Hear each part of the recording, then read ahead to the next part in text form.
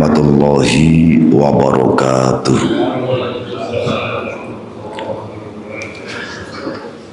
Alhamdulillah wassalatu wassalamu ala rasulillah sayyidina Muhammad ibn Abdillah wa ala alihi wa sahbihi wa mawalah, amma ba'd.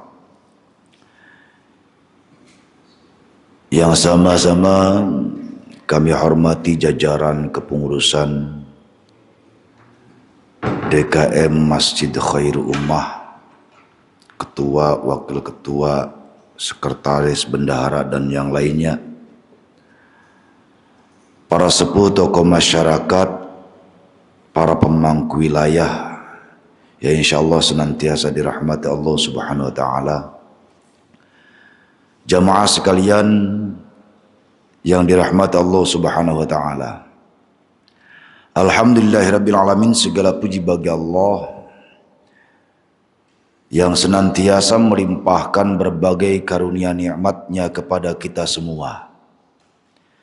Di antaranya nikmat iman, nikmat Islam, nikmat sehat walafiat, panjang umur dan berbagai kenikmatan yang lainnya.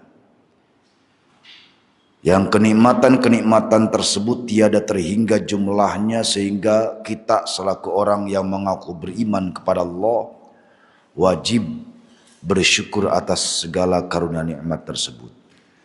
Sehingga kenikmatan-kenikmatan yang disyukuri, Allah janjikan kenikmatan tersebut lestari dan bertambah-tambah. Amin ya rabbal alamin. Salawat beserta salam semoga tetap terlimpahkan kepada baginda Nabi Muhammad sallallahu alaihi wasallam, kepada keluarganya, sahabatnya, tabi'in, tabi'ut tabi'in, hingga sampailah kepada kita selaku umatnya yang mudah-mudahan kelak di yaumil qiyamah kita layak mendapatkan syafaat Rasul. Amin ya rabbal alamin.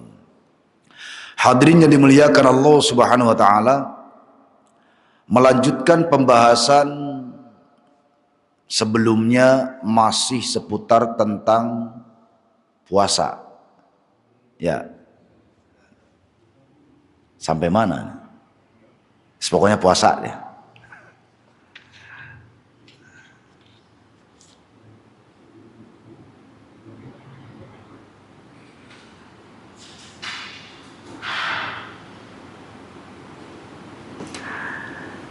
A'udzu billahi minasyaitonir rajim. Bismillahirrahmanirrahim.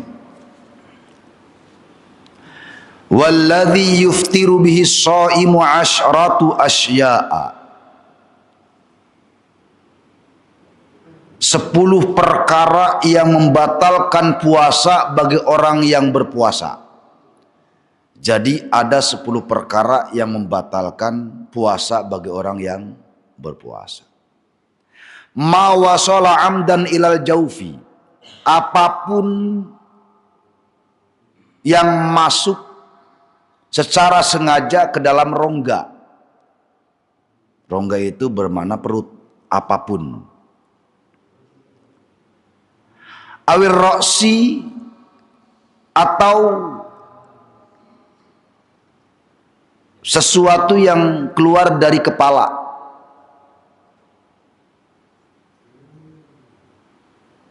Dari kepala itu misalnya dahak gitu. Dahak termasuk hal yang membatalkan puasa. Ketika dahak itu kan biasanya orang lagi pilek, batuk, itu kan dahak turun ya sampai tenggorokan. Ketika itu dahak ditelan, batal. Wal hukmatu, dan berobat, min ahadis sabilaini, dari salah satu 2 jalan.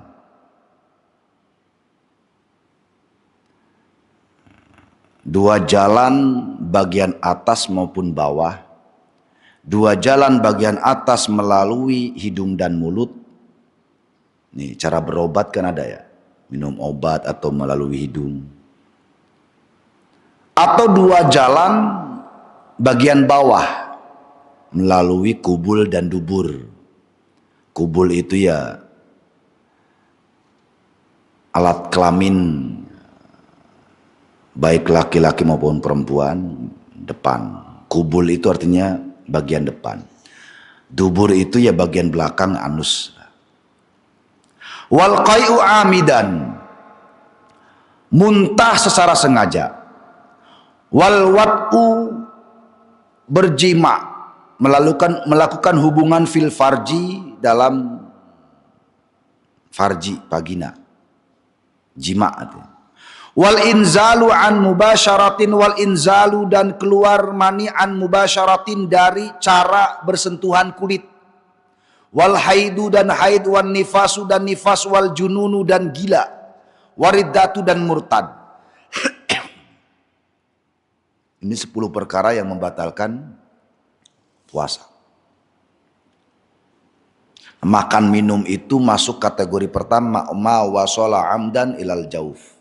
Apapun yang masuk secara sengaja ke dalam perut. Idza sahha as-saumu, idza sahha, ketika sah as-saumu, puasa, bisyurutihi, dengan berbagai syarat, warkanihi, dan beberapa rukun. Falabutlanuhu asbabun, maka tentu pembatalan puasa itu juga beberapa sebab. Minha, diantara pembatal puasa, idkhalu ainin, masuknya suatu benda, minadh dhahiri, dari luar, ilal jaufi, ke dalam rongga. Warada, dan menghendaki asyaihu, pengarang kitab, bil jaufi al batna, yang dimaksud dengan al jauf, rongga, itu adalah perut. Jadi apapun yang masuk sampainya ke dalam perut itu batal. Ini pembahasan berkaitan dengan umumnya makan dan minum. Ada sebuah ibarat yang unik di sini, dikatakan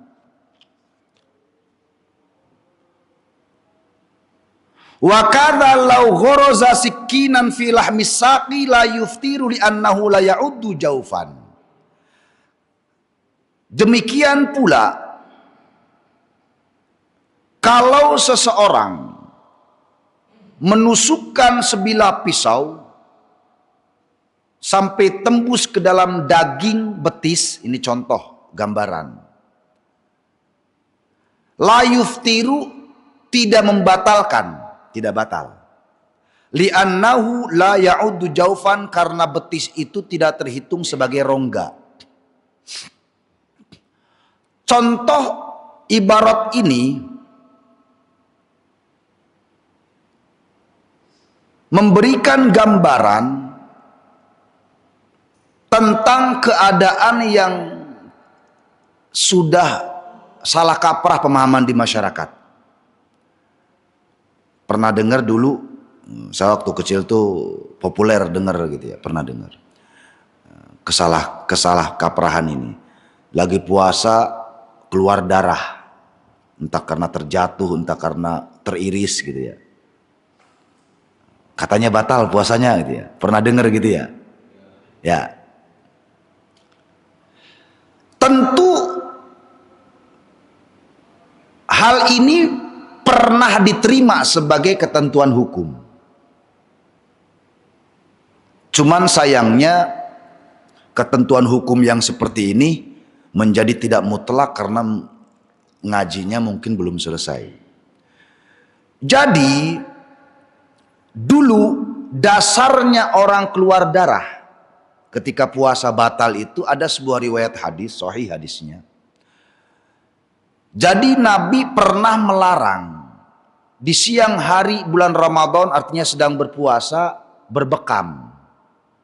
Karena efek bekam itu atau hijamah, keluar darah, mengeluarkan darah kotor gitu ya. Nabi pernah melarang. Larangan Nabi ini sebagai bentuk pembatalan puasa.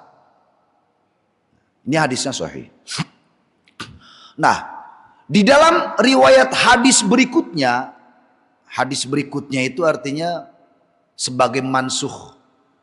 Jadi perlu diketahui dalam istimbat hukum, dalam usul fikih itu ada istilah nasikh wal mansuh.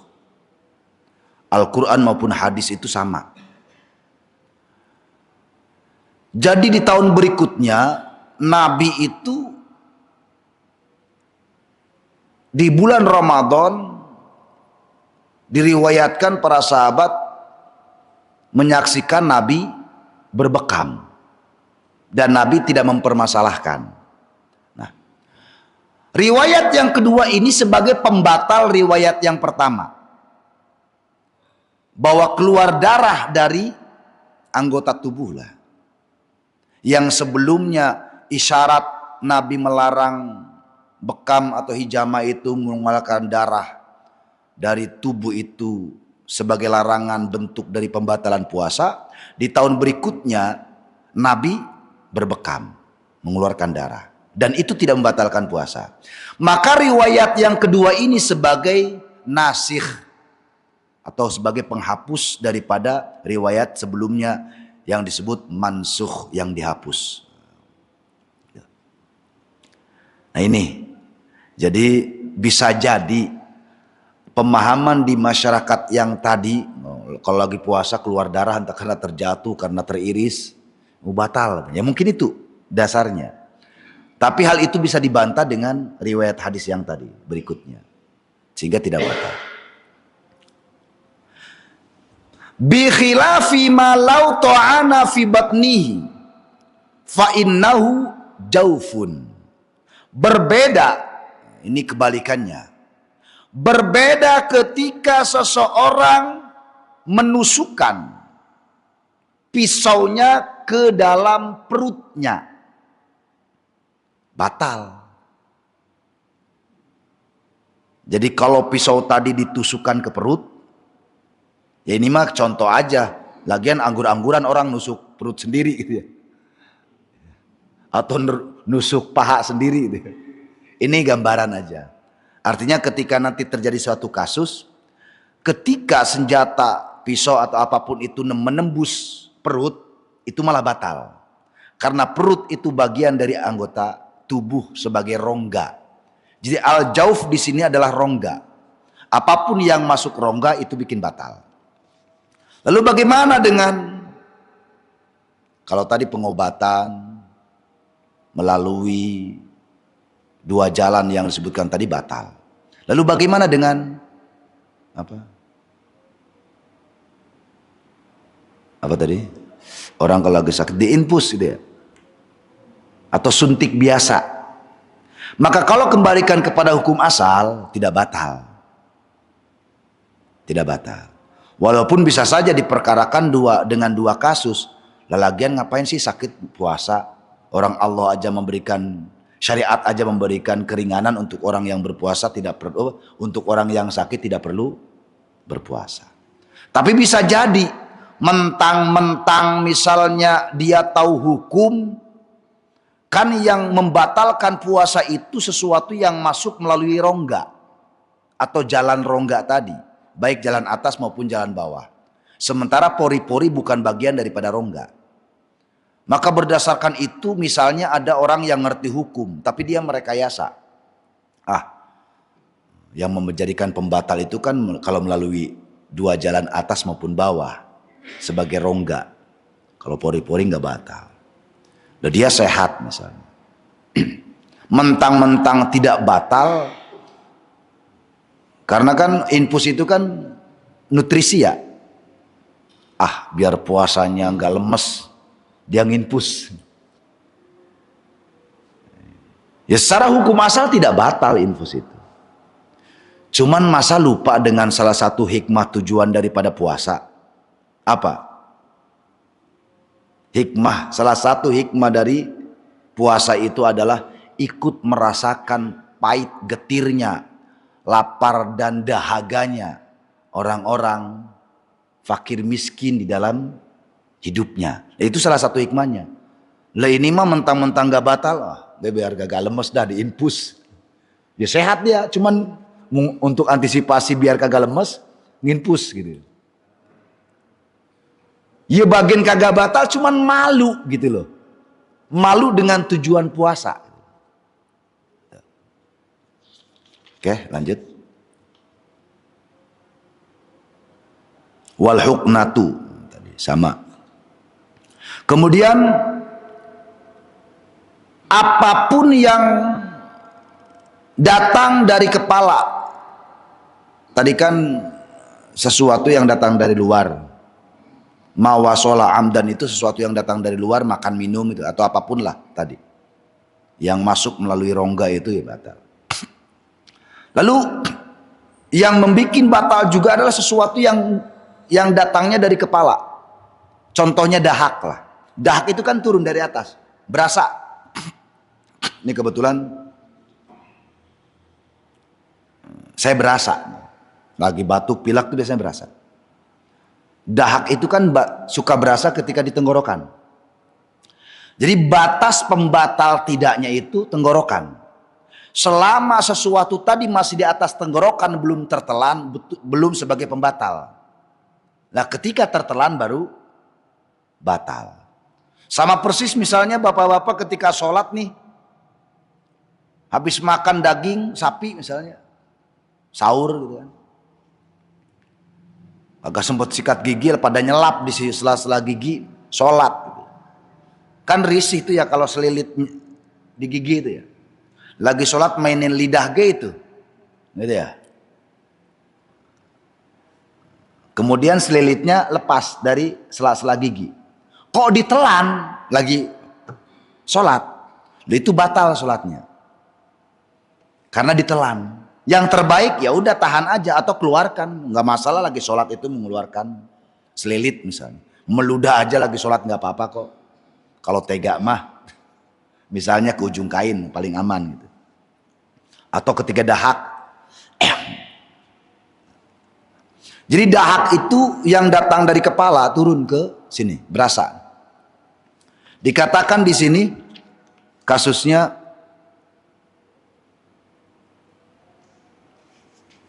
tentang dahak.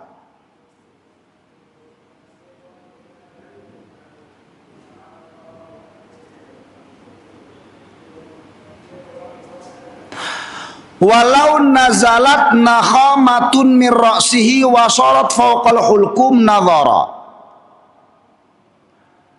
Kalau dahak tadi turun dari kepala, kan dari atas tuh dahak itu turun. Kemudian sampailah dahak tadi di pangkal tenggorokan sini. Nadhara, dilihat dulu perkaranya. Illam yuqaddir ala ikhrajiha thumma nazalat ilal jaub lam yuftiru. Kalau orang tadi tidak mampu mengeluarkan dahaknya, kemudian dahak tadi tertelan sampai ke perut, tertelanlah. Dia tidak mampu mengeluarkan dahak. Kemudian dahaknya tertelan. Lam yuftiru, tidak batal. Wa in qadara ala ikhrajiha, dan kalau orang tadi mampu mengeluarkan dahaknya, wa tarakaha, dan dia mengabaikan, mampu kok mengeluarkan dahak, dia malah meninggalkan, artinya mengabaikan, mengentengkanlah. Hatta nazalat, sampailah dahak tadi turun, artinya masuk, binafsiha, dengan dirinya, dengan sendirinya si dahak tadi masuk. Aftara aidon, maka batal pula puasanya. Litaksiriha, karena keteledorannya. Nah, litaksirihi, karena keteledorannya. Jadi kalau kita lagi ada dahak turun dari kepala ke tenggorokan, segera mungkin kita buang dahaknya. Kalau mampu buang. Mampu membuang dahak tapi kok tidak berusaha mengeluarkannya, mengabaikannya, malah bablas masuk, tertelan, batal puasanya. Walau tamad mado wastansyaqa, tamad mado itu berkumur-kumur, istansyaqa itu menghirup air melalui hidung. Walau tamad mado wastansyaqa, kalau seseorang berkumur-kumur dan menghirup air melalui hidung, fa'in balagha, ketika caranya dia berlebihan, aftara, batal. Jadi ketika di siang hari kita berkumur-kumur, menghirup air melalui hidung, berlebihan itu bikin batal, Pak. Berlebihan itu artinya ya bisa berefek air tertelan. Kalau berlebihan. Wa illa, dan kalau tidak berlebihan, fala, maka tidak batal.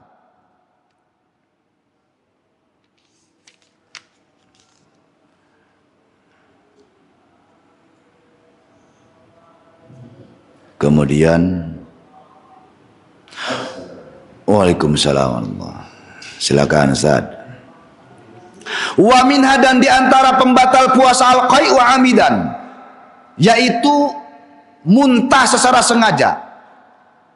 Wa fihi ihtaraza, dan dalam perkara muntah ihtaraza berbeda an ghairil amidi. Kalau tanpa sengaja tidak batal.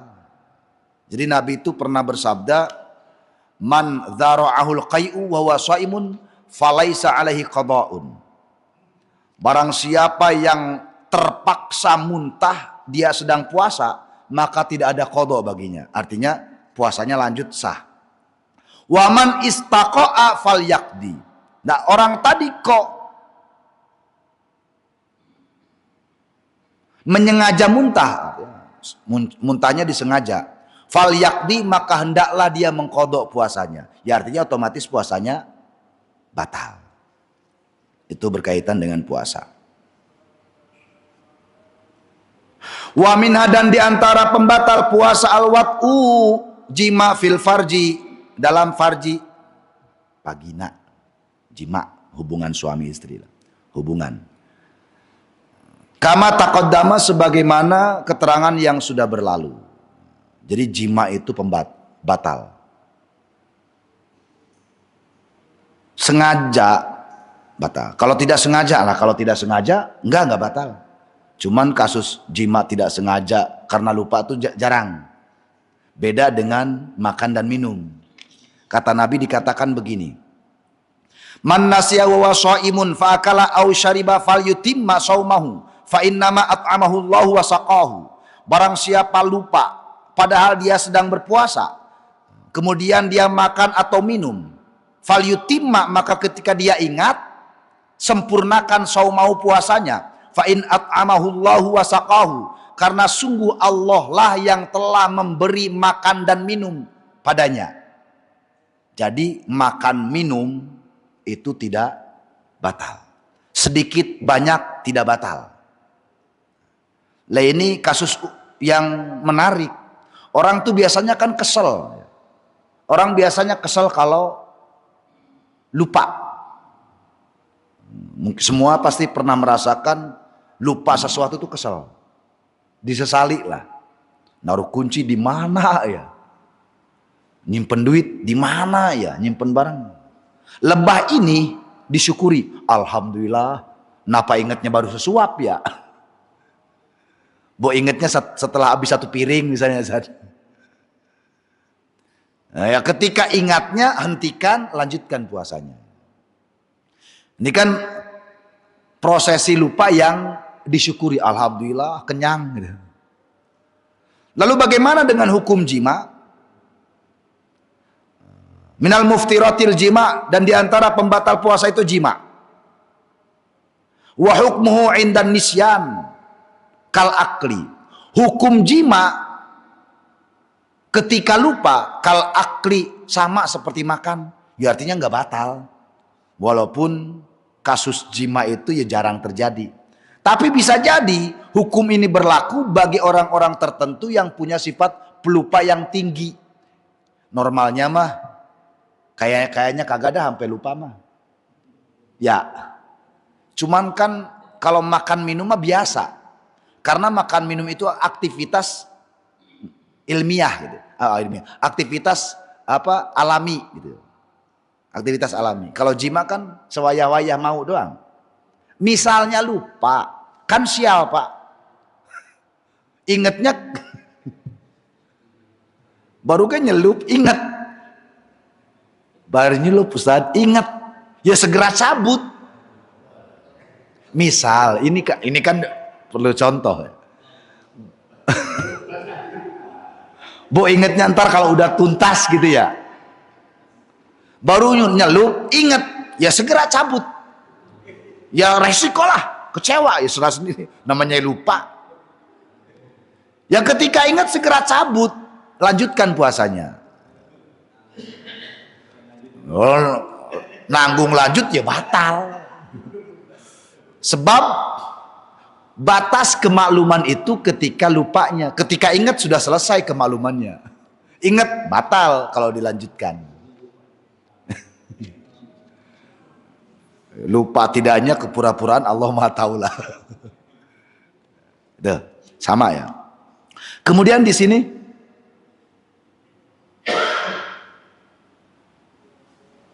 selanjutnya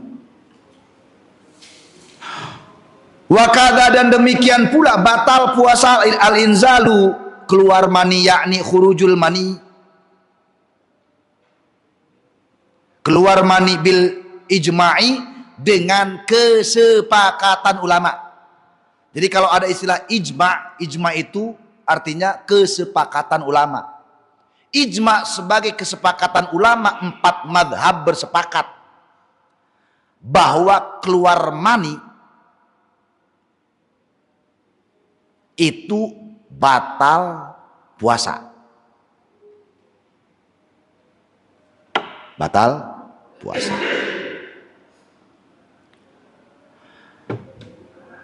Wa qauluhu an mubasyaratin, ucapan penulis kitab an mubasyaratin, keluar maninya melalui proses sentuhan. Mubasyarah itu sentuhan, yakni sawaun kana haraman ka ikhrajihi biyadihi,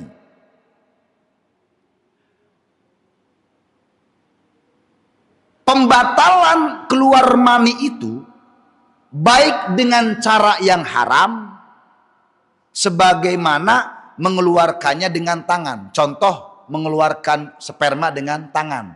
Bahasa Indonesianya apa? Onani. Bahkan di sini dikatakan wakada al-istimna'u bil yadi wa ghairiha. Demikian pula batal puasa al-istimna'u. Istimna itu bahasanya mengundang syahwat, menikmati syahwat, itu istimna namanya. Bil yadi, dengan tangan, onani berarti. Wa ghairiha, dan selain tangan. Apa ge? Selain tangan. Itu ijma ulama loh. 4 madhab bersepakat. Maka jika saya belum lama, kali ada setahunan lebih yang lalu, orang sebelah tuh membahas tentang onani tidak batal puasa. Geblek gitu. Geblek gitu. Adapun pendapat itu sangat muskil. Mayoritas ulama madhab itu, Imam Hanafi, Imam Malik, Imam Syafi'i, Imam Hambali, batal. Namanya syahwat, karena tujuan utama daripada puasa itu kan kendali syahwat.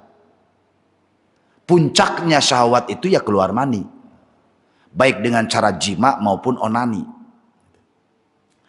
Yakni sawa'un kana haraman ka ikhrajihi biyadihi, baik keluar maninya itu dengan cara yang haram, contoh seperti mengeluarkannya dengan tangan sendiri, onani, atau dengan selain tangan sama.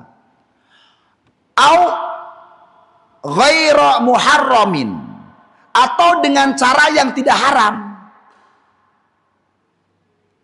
ka ikhrajihi biyadi zaujatihi, seperti cara mengeluarkan spermanya dengan tangan istri. Tidak haram, Pak. Yang haram itu dengan tangan sendiri, onani, itu haram. Tapi cara mengeluarkannya oleh tangan istri nggak haram. Tapi kalau puasa batal. Ini pembahasan begini itu ada di Quratul Uyun, Fathul Izar, Kama Sutranya Islam. Ada kitab-kitab yang khusus membahas itu. Jadi bolehnya istimna dengan tangan istri. Paham Ustaz ya? Pura-pura kagak paham. Kayak bengong, bener apa kagak? Itu boleh. Ini sebagai alternatif. Istri lagi head, lagi nifas. Bahkan namanya syahwat gak bisa Pak, dientar-entar ya. Makanya itu fungsi poligami. Kalau berani.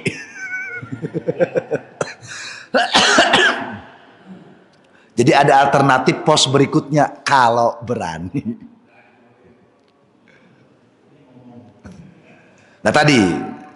Jadi keluar mani baik dengan cara yang haram, yaitu mengeluarkannya dengan tangan sendiri, batal. Atau bukan cara yang tidak haram, yaitu mengeluarkannya dengan tangan istri, tetap batal. Keluar air mani. Memang nggak haram, cuman karena lagi puasa ya batal. Nah, dapat. Jadi nggak usah khawatir Ustaz, nggak usah ragu. Kalau darurat nggak apa-apa. Dengan tangan istri. Ini jadi Tapi kan mau nggak mau ada bahasan ya. Ya arti. Jadi tenang Ustaz. Sudah ada keabsahannya.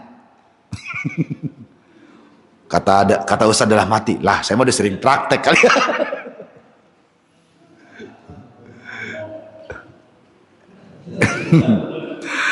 Oke lanjut. Mana tadi?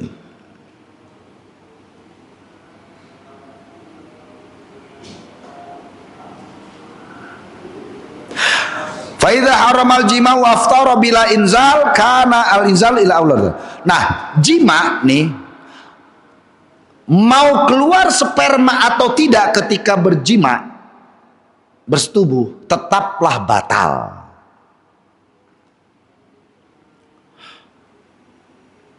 Wahtaraja asy-syaikhu bil mubasyarati amma idza anzala bil fikri. Wahtaraja dan mengecualikan asy-syaikhu pengarang kitab ini bil mubasyarati dengan kalimat mubasyarah. Mubasyarah itu tadi keluar sperma dengan sentuhan. Mengecualikan apa yang dikecualikan? Amma dari suatu perkara idza anzala ketika keluarnya mani bil fikri dengan menghayal, mengangan-angan, apa namanya, berimajinasi, ngayal, ngebayang-bayang gitu dengan pikiran. Itu tidak batal, tidak batal. Jadi pembatalnya itu karena sentuhan, baik sentuhan tangan atau sentuhan selain tangan. Kalau dengan menghayal, namanya syahwat. Siang hari Ramadan ngayal gitu, saking puncaknya hayalan keluar tuh bil fikri dengan pikiran, jadi tidak batal. Awil ihtilami atau mimpi, jadi keluar mani karena proses menghayal atau bermimpi itu tidak batal.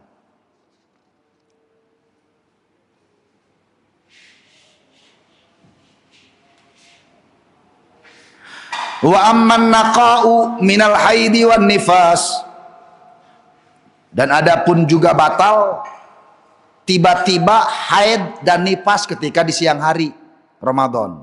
Lah kan malamnya mah suci kok, sahur-sahur, siangnya haid, ya batal otomatis.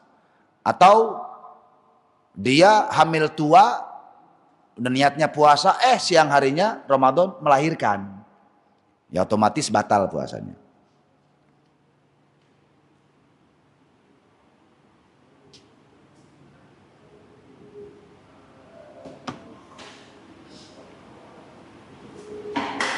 Jadi falau tara'a fi athna'i shaumi batala. Nah, haid dan nifasnya kok terjadi di tengah-tengah puasa, artinya sedang puasa, batal puasanya.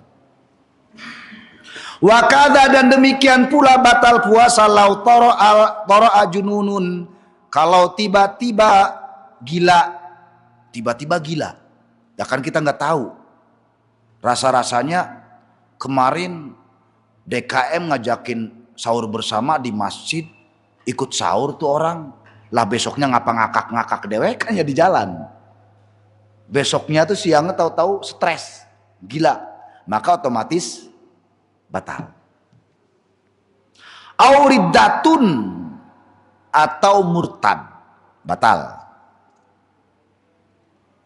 Walau toro'a igma'un, lah bagaimana kalau yang terjadi pingsan, kasusnya pingsan.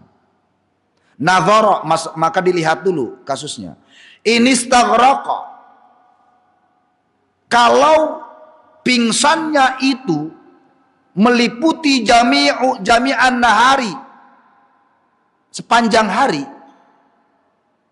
fahal yasihu saumahu, apakah sah puasanya amla atau tidak? Al-adharu, pendapat yang lebih kuat, annahu in afaqa fi lahdhatin, kalau pingsannya itu sesekali fi lahdhatin, sesekali sadar, minan nahari, dari hari yang ada, soha, maka sah. Kalau pingsannya misalnya pagi, siangnya sadar, jadi selama pagi ke sore itu dia sempat sadar, ada sadarnya. Pagi pingsan, tiba-tiba siangnya sadar sampai sore. Soha, wanya sah. Wa illa, dan kalau tidak sadar dari wayah subuh sampai maghrib pingsan. Wa illa, dan kalau tidak sadar pingsan terus, fala, maka tidak sah puasanya. Walau nama, lah kalau kasusnya tidur. Walau nama, dan kalau seseorang tidur jami'an hari, sepanjang hari, illa lahdhatin atau illa lahdhatan, kecuali sekejap. Ini orang selama puasa seharian tidur baik. Illa lahdhatan, kecuali hanya sekejap. Sekejap itu, wah pokoknya sepanjang hari tidur. Wayah zuhur bangun, berarti kan sekejap tuh. Wayah zuhur bangun, dia sholat. Habis zuhur tidur lagi, tidur lagi. Wayah asar bangun, sholat. Habis sholat tidur lagi. Jadi kasus orang yang sepanjang hari tidur, tapi sesekali bangun, fa innahu la yadurru bil ittifaq, maka yang demikian itu tidak masalah dengan kesepakatan ulama, tidak masalah. Tapi kasusnya sama kayak pingsan tadi. Dari wayah subuh sampai maghrib tidur, kagak bangun-bangun. Maghrib zuhur lewat, asar lewat. Nah, itu batal. Jadi kasusnya sama antara tidur dengan pingsan. Tidak masalah sepanjang hari, tapi sewayah-wayah bangun. Lah kalau sepanjang hari tanpa bangun pisan, dari subuh sampai maghrib baru bangun, lah abong gitu, maka batal bahasanya. Wallahu a'lam bishawab. Demikian hal ihwal yang berkaitan dengan 10 perkara pembatal puasa. Nanti kalaupun toh ada tanya jawab sambil menikmati teh, itu pun mungkin sebentar ya, karena saya tidak bisa lama-lama, istri lagi kurang sehat, repot, masih ada anak-anak kecil. Mudah-mudahan sedikit banyaknya bermanfaat buat kita semua, amin ya rabbal alamin. Al-Fatihah. A'udzubillahi minasyaitonirrajim. Bismillahirrahmanirrahim. Alhamdulillahi rabbil alamin arrahmanir rahim maliki yaumiddin. Iyyaka na'budu wa iyyaka nasta'in. Ihdinas siratal mustaqim, siratal ladzina an'amta 'alaihim ghairil maghdubi 'alaihim waladdallin. Rabbighfirli wa li. Demikian, mohon maaf kurang lebihnya. Wallahul muwafiq ila aqwamit thoriq. Wassalamualaikum warahmatullahi wabarakatuh.